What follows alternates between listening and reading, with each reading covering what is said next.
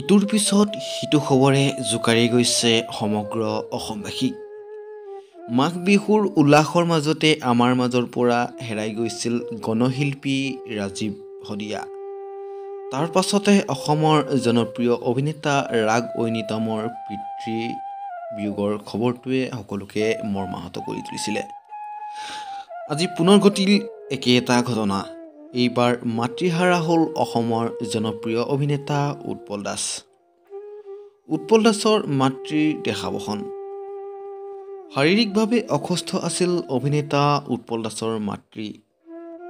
একচুল care হাস্পাতালত চিকিৎসাধীন অৱস্থাত আছিল উৎপল দাসৰ মাতৃ বিভা দাস। কিন্তু এতিয়াও ভ্ৰাম্যমাণৰ কৰ্তব্যত ব্যস্ত অভিনেতা উৎপল দাস। বন্ধু বান্ধৱীসকল, এই কঠিন সময়ছোৱাত শোকে আৱৰি ধৰা অভিনেতা উৎপল দাসৰ পৰিয়াললৈ জনাইছোঁ গভীৰ সমবেদনা। বন্ধু বান্ধৱীসকল, আপোনালোকে কমেণ্টত এটা কমেণ্ট লিখিবলৈ নাপাহৰিব। আজিৰ ভিডিঅ'টো ইমানেই।